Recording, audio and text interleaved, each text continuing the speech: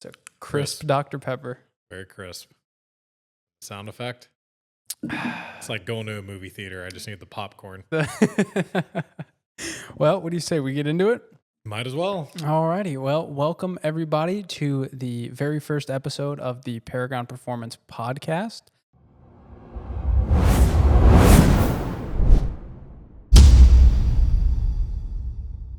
Yeah, Paragon Performance Underground podcast. And I think that's kind of the whole point of this podcast, right? Is similar to that like underground Facebook group, is to connect with our clients and customers, a little bit more raw and kind of behind the scenes. Yeah. I mean, at the end of the day, we're all human. So we have the time during the day that we can sit here, we can chat a little bit, we can kind of talk about some things that are in the works, things that we've done in the past, introduce ourselves and just be normal humans and just be able to relate. So there's a lot of content creators within the Corvette community, and they have a really good standing with their clients and everything. So we've been talking about it for several years now, and finally here in 2025, we're finally going to do podcasts. Yep. And I think the goal is like one each month, right?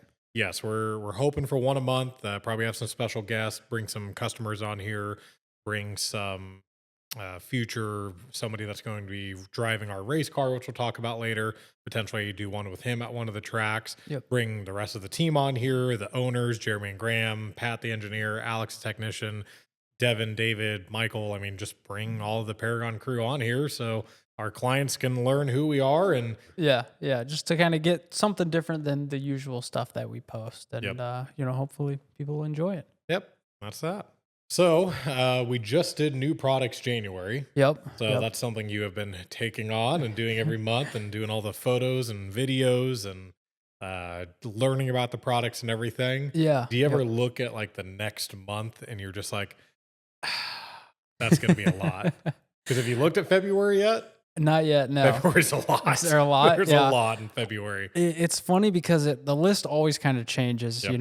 It's never really, finalized or set until typically that week that we have planned to film and photo everything is kind of the final. And then even after, we're still kind of changing stuff and, take this out or put this in, and kind of swapping stuff around. So, but yeah, no, new products is probably one of my favorite things, just because all the feedback and stuff that we get, it's kind of exciting to release new stuff for these cars. Yeah, it's always nice to see what we kind of have in the works. And the fact that we're now 5 years into this and we've had a new products, pretty sure we did every month. Or was there 1 month that we missed? I think we might have. I think we've only missed 1 month. Yeah, I think ever. I think it was last year because we were just waiting on stuff to come in and we had like 3 products. Yeah, there's nothing. Yeah, it was like, we're like, could we do a highlight? Yep. Don't really need to, so let's just focus on other media. Yep. But for 5 years now, every month besides one, being able to do new products every single month. And I know there's a lot of the times that you and I will be looking at the cars, or Pat the engineer, and we'll be like, what's next? And then we come to the next month and we're like, oh yeah, let's do this. So like one of those is the dress-up hardware kits. I don't know if they'll be live on the website by the time this goes or not, but doing engine dress-up hardware. Don't know why it took us 5 years to think about it, but we did. Yeah, it's just the little things that, you don't necessarily, like you said, we'll all go out and look at these cars and be like, what is not done or changed to what these? is not carbon fiber?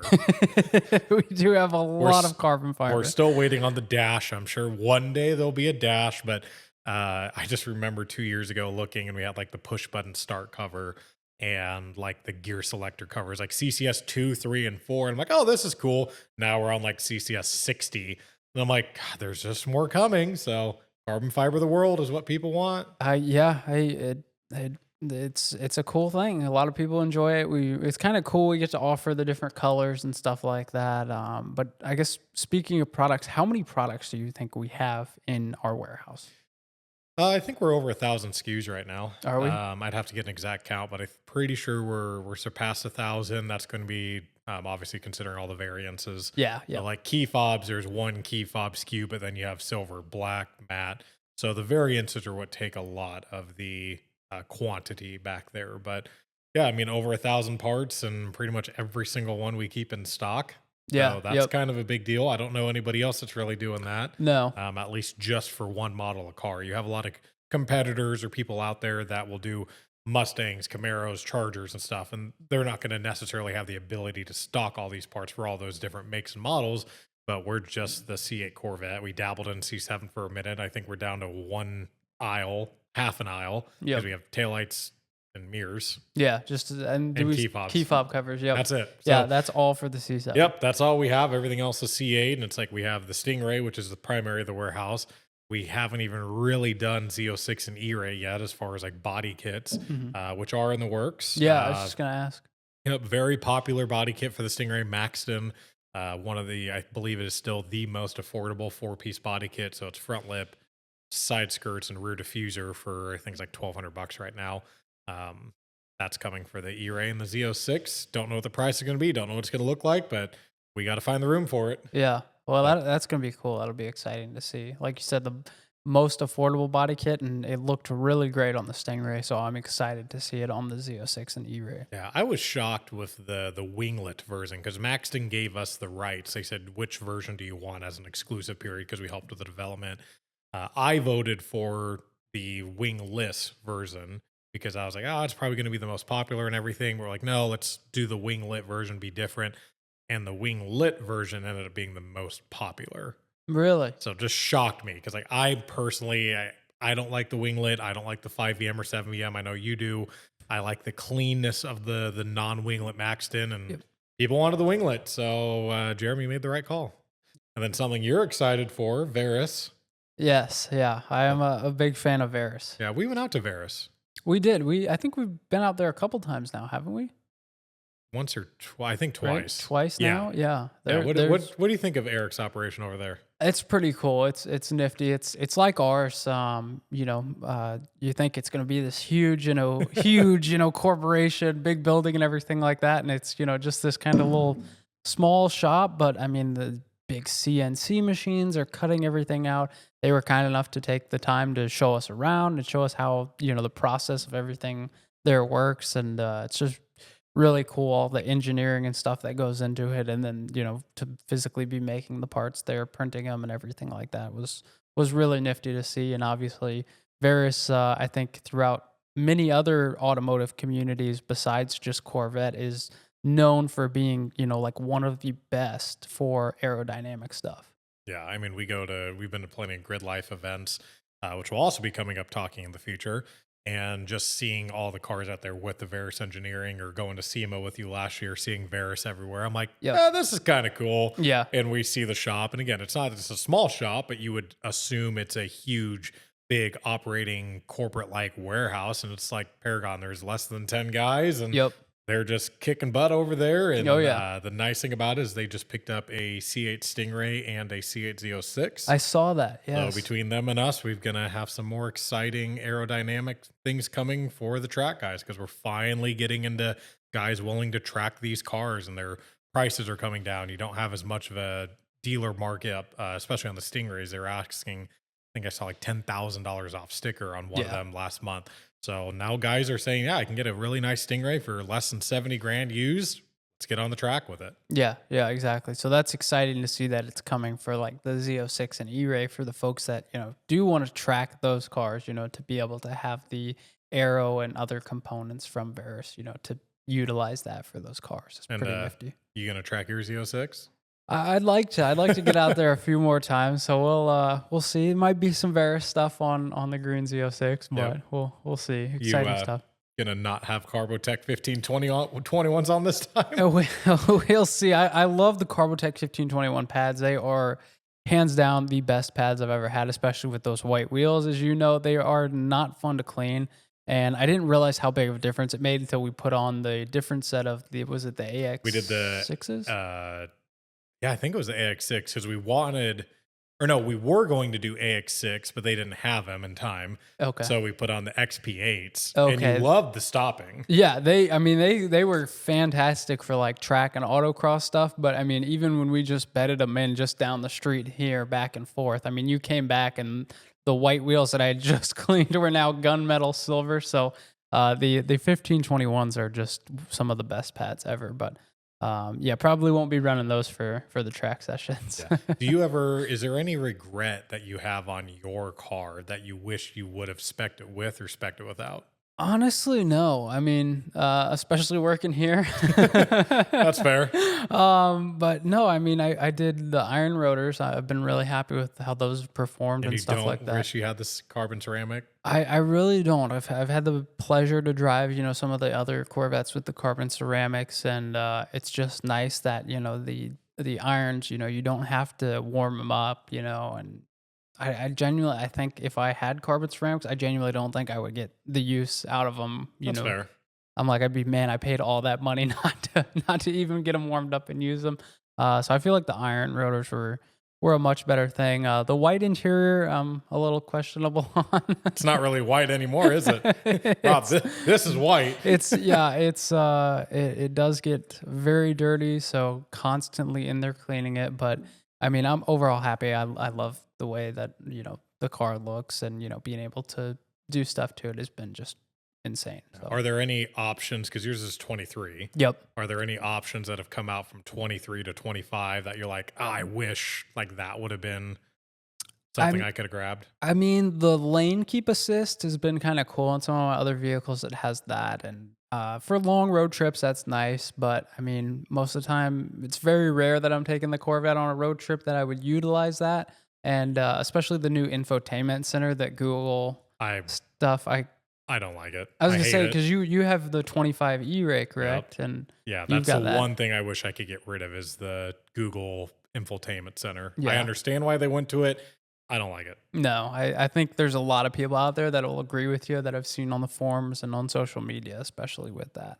Yeah. Just something about the old infotainment center. I know it's been around for quite a while, but I mean, it was, comfortable. You know how to use it and everything like that. And there's just a handful of things with the Google infotainment center that I'm not a huge fan of. But who knows? Maybe they'll change it in the future and make some tweaks or something like that. Who knows what's going to come. So being that you spec'd it the way you wanted it, what would you say is one of your favorite modifications that you've done on a big thing, like the biggest thing you've done that made the biggest input or difference? And what's like one of the little small tiny things you've done, not including your key fob? Key fob is out. Honestly, the biggest is obviously the e-Venturi intake. But what about, you just did cats? We did cats. I'd say that's up there, but just the power that the e-Venturi gives you, that you feel every time you drive it in that mid-range.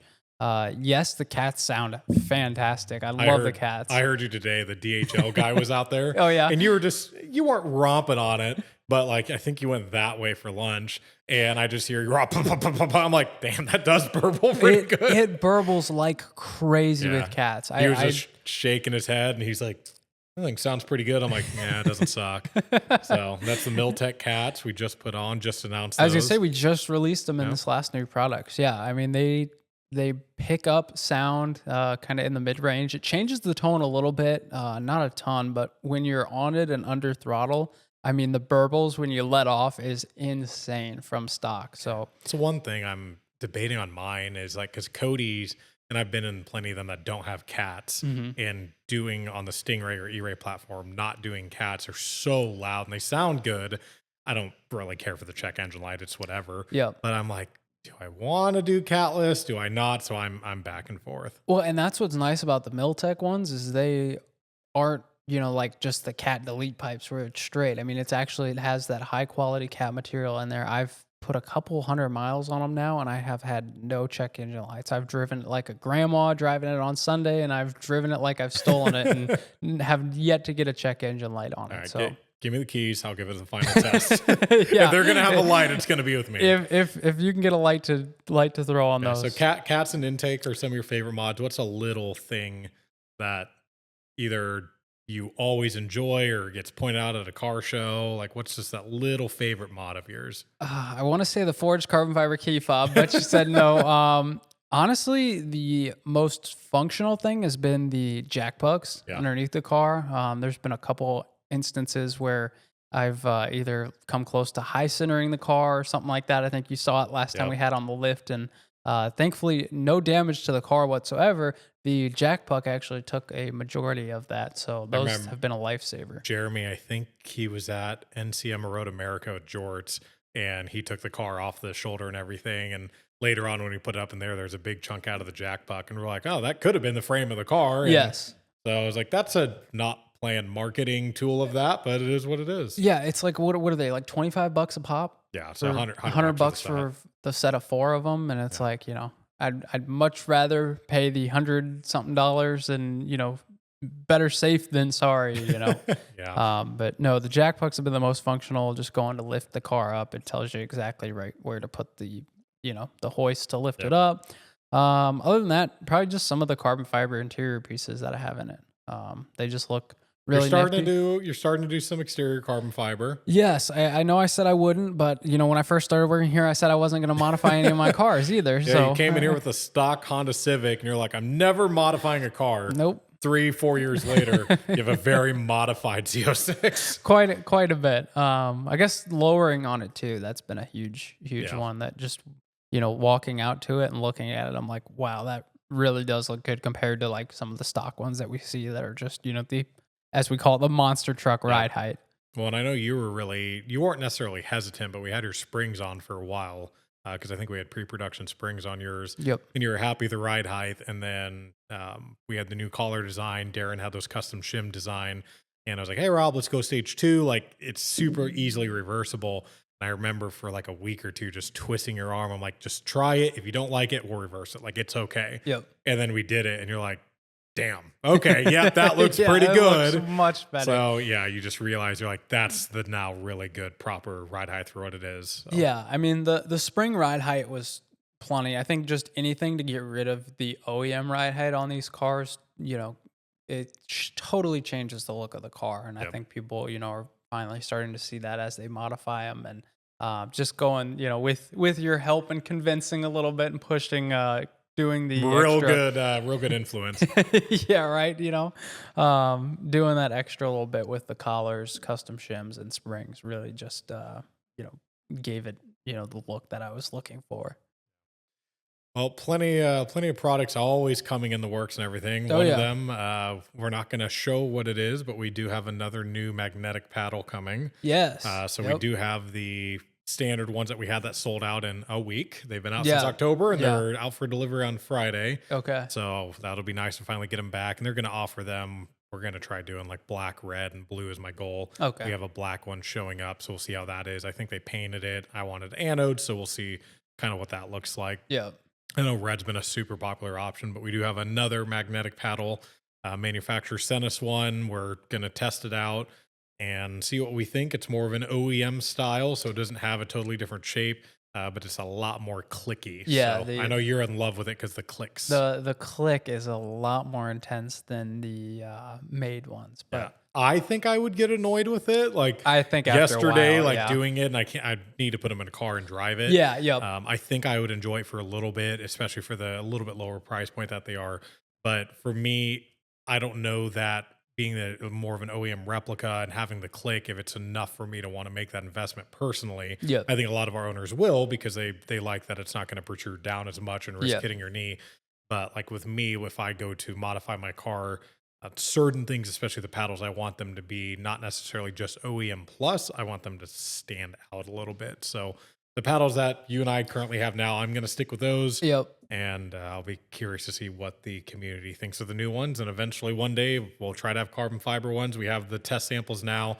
Yep. More of a plastic click. Yeah, it has a lot more travel than the current made ones that we have. And going back to that, I like the shape of them. It really fits inside the car, and the click is nice and crisp as to where. Which ones? The made ones, the ones we have now. Yeah, the ones from Emron. Yeah, Emron's paddles are really nifty. I really like those in the car. It would be nice to have options. So. Yeah, the carbon fiber ones, those have a the click is different, and the travel in it is a lot Yeah, more. the carbon one makes me feel like I'm sitting on a video game. Yes, Like yeah, I'm like a on sim on a rig. PlayStation steering wheel. Yep. But I think that those will be very popular given how popular carbon fiber is. Yeah. Yep. I mean, I had sent the new ones that are coming to a couple people, and they're like, yeah, they're nice, but I don't want to give up my Z06 or my E-Ray carbon fiber Yeah. paddles. Exactly. I mean, you pay extra. How much over? Yep. To get the carbon paddle, and then just to yank that out. Yeah, I think once we get carbon magnetic paddles, then That'll be a hit. Yeah, absolutely. But yeah, so that's really it for new. Oh, well, I mean, we can't be a content creator in Corvette world without talking about C8 ZR1. So Yes, yeah, that's got to be a true. conversation. Very true. Yeah, some news. So pricing is out. Yep. You want to be Rob with the ZR1 instead of Rob with the Z06. How many hours of sleep have you lost trying? I know they don't have the exact build configurator yet, but how many hours of sleep have you lost trying to build one? What do you think you do for spec? Currently, you're at a 3LZ Z06 coupe. Yep. What would you do? Honestly, we'll see. I mean, I love the Z06. It's an iconic car. It'll go down in history. Same with the ZR1. So we'll have to see. But I've been playing around on just that little configurator that they have on there. And honestly, I'd probably do obviously a coupe again, maybe, and then honestly probably same thing, Arctic white and with the white interior.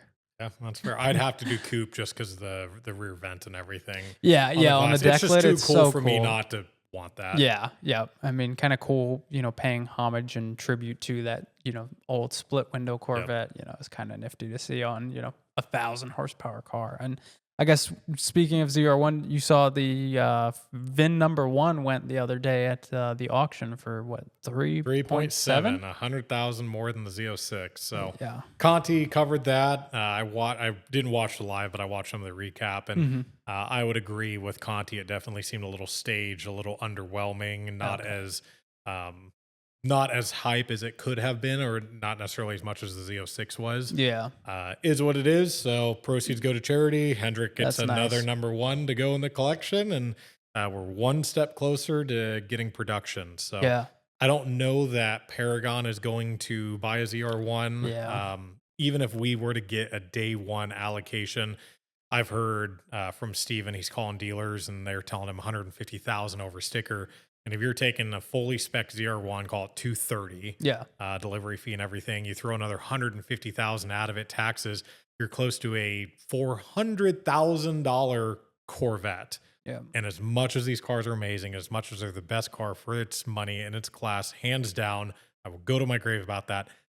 It's a Corvette. Yep. For $400,000. I'm sorry, it's just not practical. I think a lot of dealers, they're going to wish that the ZR1 came out 2 years ago and the market was as hot as it was. Yes. Not having the dip it has now. You're going to have your few people that'll pay your 50 to 120. Yeah. They're just going to do it, is what it is. One of our local clients, which is a higher end client, understands paying ADM and everything. He's added about 30. So his dealer is guaranteed giving him 30 over. So he's going to take that deal and run with it. Yep. Which that to me seems a little okay. I'm still sell it at sticker and move on. Honestly. I believe in the Tesla model theory that I should be able to go online, add a cart, check out, and leave. Yep. Buy direct and just go from there, and you get put in a queue. I know that goes against the standard traditional Corvette owner theme. We've talked in the past in the shop about having like a Corvette dealership. I think they could do that, especially when the SUV comes out, when the C9 comes out. I think Corvette, could separate from Chevy. But yeah, I think that's ridiculous. The dealers charging over. I hope that GM is able to, just pump out as many as possible. So that way, they're coming out with allocations constantly. And then, they have to stop Stingray production right now. Or at least put it to a 1 percentile. Yeah. There's too many of these cars out there. Like I say, the market's flooded with them. The time has come. Limit the narrow body Corvette. Go to wide body only. Be able to pump out. And I think Z06 demand is pretty much caught up as well. Yeah. I see all the time on social media where people posting Z06 allocations, Z07 allocations, little to no constraints. So I even think the Z06 market has come up.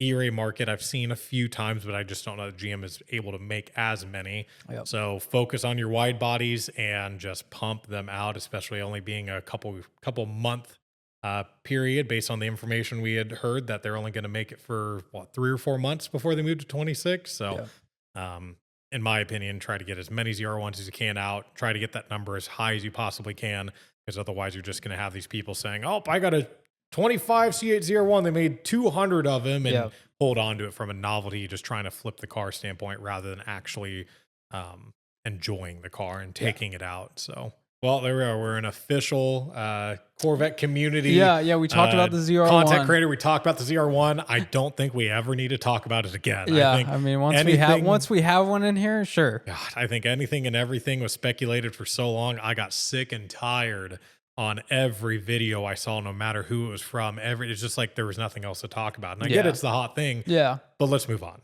So with that, we're going to move on from the ZR1. So let's go on to race car life. Okay. So we have Dottie. Yep.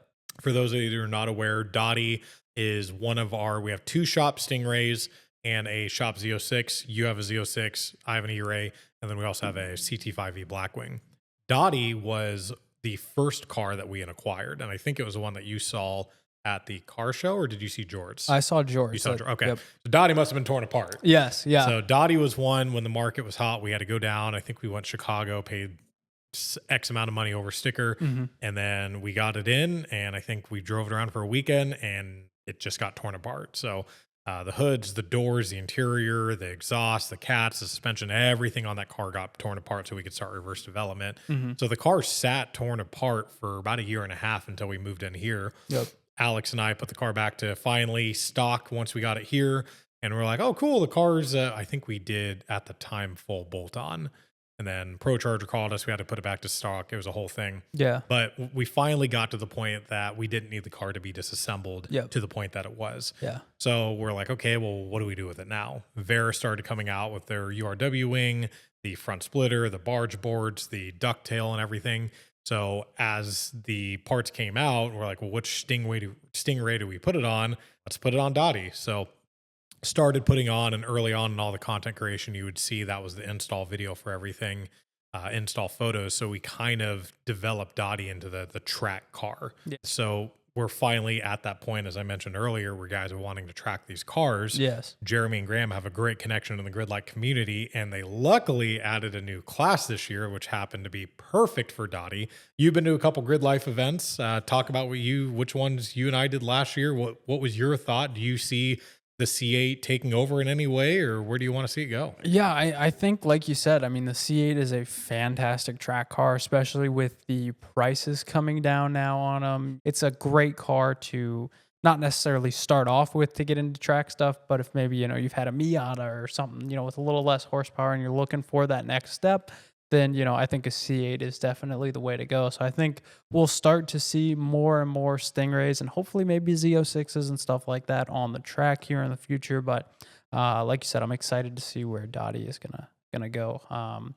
Grid Life is a fantastic kind of community, really grassroots kind of motorsports event. I think they're maturing a little bit. Yeah, they're gaining a lot of traction. I think more and more people are kind of finding out about it and doing it, and it's a lot of fun. You and me have been to a couple events. We went we were in California, Laguna Seca. We did Road America just recently, I think, and then maybe a few other NCM. ones. NCM, yes. Yeah, that was the first one, right? We did NCM 1 year, Laguna the next year, and then Road America. And then this year, I know we're planning to do like Gingerman, Mid-Ohio, Road America, Lime Rock, Chicago, and Pit Race, I know, is where we're planning to have Dottie. So we'll see where you and I end up on that. Yeah. Yeah, it should be kind of nifty to, go and see, hey, there's our car driving on track. So yeah, it'll be neat. No, we're going to go to Road America again. Absolutely. So that's the one every year we're going to go to. I was going to say, I don't know about you, but that's hands down my favorite track. That has a sweet spot in my heart for Road America. Yeah, I mean, I think between you and I sim racing thousands of laps each just over. And I'd never raced at Road America until I think it was last year when the new Forza came out and acquired the little sim racer hand-me-down. and you came over, and I remember my first lap in Road America was on an E-Ray, and that was rough. You were just sitting back there laughing at me, and you coached me along and everything. And I'm like, yeah, I've played racing games, never on a sim. I'm always on a controller. So it took a lot of figuring out. I wrecked quite a bit at Road America. But we figured it out. And then about a month later, you and I are chasing just second for second, then just going back and forth. And then a couple months later, we're at the real deal, getting to watch and go around it and stuff like that. Yeah, we were fortunate enough to be in the track even though again it's a Porsche, but your reaction after was pretty great. Right. But going around the track in a new Porsche GT3 RS, I'm like, I don't know a better car that I could have personally asked for first time experience. C8 Z06. No, yeah. Why don't they have an official lap time? I wonder that too. I've seen that a lot. Same with like the Nuremberg. It's like it's all unofficial lap times, right? Yes. I don't know. And Road America is pretty associated with Corvette. I was going to say Road America. I mean, we parked in the Corvette Corral, man. Why Road America does not have, why General Motors, Chevrolet, Corvette, whatever you want to call them, has not made an official lap time at Road America. Yeah. Blows my mind. Yep. I don't know why you would not want that. I don't know if it's for better or for worse. I know there's a lot of controversy with the Nürburgring. The 2 times came out from the one gentleman. And he had a lot of traffic on track. So I know he was super limited, and he had an assumption on what he thinks the car could do. That was Euro spec, so it was also down 20 plus horsepower. Then that unofficial lap time came from the individual with the US spec car. And I don't even remember what the time was, but I think it was in like something 10 seconds. Yeah. And everybody assumed it was going to be in the minute prior to that or in the high 50s or low 50s. And everybody was upset. And that's where the controversy is like, well, fifth gear is not designed for that style of track. You're just hanging on to it. And the 6th and 7th and 8th gears, to me, are granny gears for fuel economy, as good as your Z06 can get fuel economy. Yeah, right. But maybe that's what they're afraid of on these longer tracks, where these are more of a short focused track. I don't know. But I'm interested to see how Dottie's going to do at all these tracks around here. Yep. I'm really excited to see how Dottie, with all the modifications, headers, exhaust. I would be curious, and a goal is to say, like at Road America, okay, run it in the series that it's meant to be in, and then maybe on Sunday go take it out on a time attack, turn the power back up, and say, what can this car do? Yeah, let's get a baseline. Get the power behind it. Yeah, let's get the baseline of what this car is in comparison. There's plenty of guys that run their stock Stingrays there. What can a fully built Stingray do there? So I have a goal. And I'm trying to work with Todd at Ron Fellows. We were out at Ron Fellows last year in April. Amazing. If you haven't gone to it, go to it. Cannot recommend it enough. And a discussion, the best money you can spend. Cannot recommend it enough. Yeah, it could be $2,000. It could be the $3,300, I think, is retail. Just spend the money and go. The best thing you could do if you own a Corvette. But my goal, because at Ron Fellows on the track that we were on, the Z06 and the Z06 and the Stingray were within less than 2 seconds of another. Yeah, just a handful. And that was where we had a lot more appreciation for the Stingray and how good of a car it is on that shorter circuit track. Yep. But I don't know how I'm going to do it, but I want to send them Dottie, turn the power back up, have it set up, and say, here you go. You guys, obviously, you're on this track every day of your life, thousands of laps. Keep the car for a month, a week. I don't care. Run the car. Give us your shakedown. What does a stock Stingray with your professional drivers do on the track? You already have those numbers. Yep. What's a Z06 do? What's an E-Ray do? Eventually ZR1. What's a fully track built Stingray do? Yeah. In comparison. Be kind of nifty. Ideally, it'd be as fast, but faster than the Z06. So it's a goal. Don't know how I'm going to do it, but I'm going to bother them until I figure it out. There you go. Yeah, no, I think Dottie, especially with all the aero on it, it will be really cool to see how that does this season and a lot of the grid life events. And I'm sure we'll have social media posts and everything like that come out and say, hey, we'll be here doing this, come say hello, and all kinds of media coming along with that kind of stuff. I know the first event, Gingerman, I don't think we're doing anything there media-wise because there's going to be a lot of shakedown and figuring out. Getting everything But dialed it'd be in. Cool to, for sure, Road America will be there, maybe Mid-Ohio, Road Atlanta. I would like to go there, but they don't have the Dottie's class available there yet. So, okay. Yeah, so that's we're doing a lot more tracking this year. Yeah. Thanks to Varus and to Winning Formula, to AP Essence, the new brake caliper kit that we just released. I mean, there are more people that are working with us because everybody's finally excited to say this is the next platform that maybe not necessarily this year that people are changing, but 2-3 years down the road, we are going to see a lot more Stingrays out on these tracks. We're finally putting the performance in Paragon. We're finally doing the performance in Paragon. You just had to be patient, and it was eventually going to come, and this is the best year it could have came. Yes, I agree. We're moving on, not moving on, but we're expanding from just the carbon fiber pieces to, actual performance stuff. It took the 5 years of sitting around waiting and just doing it, and now we're finally doing it. So to everybody, thank you for being patient with us. I know we've been waiting a long time, and we're finally getting out there on track. And shake and bake, Ricky Bobby, if you ain't first or last, in my opinion. So, oh man, but that's kind of some of the events we have for tracking. I know there's events that you and I go to every year. Yep. But we've got there's a couple other events that I know I'm looking into this year. You know me, I am like an 80-year-old man inside, man. I love going to these Corvette events. I'll go to any of them. You are the boomer. You are the typical traditional Corvette owner.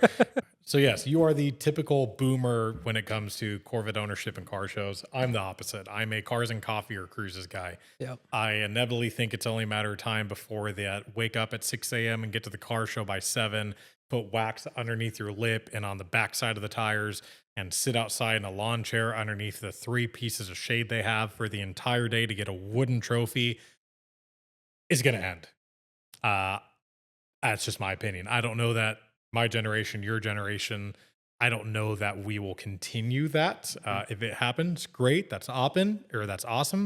But in my opinion, I see more the cars and coffees, little 8 a.m. to 11 a.m. and get the heck out of town shows being more of the go-to. Or maybe some rallies. I would love to see more rallies. But looking at more Corvette events this year, one of them, Corvette Invasion, which is just north of Dallas. I know you will guarantee join me on that one. I might make. We'll do that one. I think that's in May. Okay. And then there's one in Austin. I've heard mixed. Or no, I think Invasion's the classics in Dallas. Okay. Invasion's in like Austin by or Austin. Something, yeah. I don't want to be in Austin in the middle of July. You will love that. Yeah. I will die. Yeah. So I don't want to be in Austin, Texas, middle of July. And I've noticed that in the content that people have posted, it's not as busy as other invasions that they make. So I'm debating, like, is it worth going to that? Or I think there's another one in September, October. Don't know if it's in Austin or somewhere else, but heard about those, heard about Big Sky, Montana apparently has one. Oh, okay. And I was just out in Big Sky. That was beautiful. I'd love to go out there in the summer months. I think that's in May or June. Osage, Missouri. Oh, yes. So I'm like, we can go down the Lake of the Ozarks. I know you'll join me on that one. Absolutely. So I was like, I'll probably add that one to the list. Maybe go out to Ozark Track. Yeah, that's out there. That's a track I would love to go to. Yes. So yeah, we'll see. So I mean, if you guys have any events that you think we need to attend, mind you, we're in Iowa, so Des Moines Airport does not have connecting or does not have direct flights to pretty much anywhere. Yeah. But we're a 45-minute flight from many hubs. So we'll see. But I do acknowledge that we'd go to a few shows, bring the E-Ray and the Z06 to a few of them. I know Bash will be the Z06 and the E-Ray. So we'll have those on display this year. You'll have a few additional parts on it by then. Yeah, quite a bit. So it'll be different than last year. And are you getting it rewrapped? Yes, this March. Middle of March. Middle of March? Yep. Gonna finally be wrapped? Yes. Okay. Yes, I will. So that's good. Look a little different. Going green. Yeah, a little more green than the Baja Blast. The Baja Blast. I'm still shocked you haven't got a sponsorship yet. Missed opportunity. Before I take it off, just for you, I'll put a big Taco Bell Baja Blast sticker on the hood for you. Just for you. I'm just shocked you don't go Dr. Pepper Red.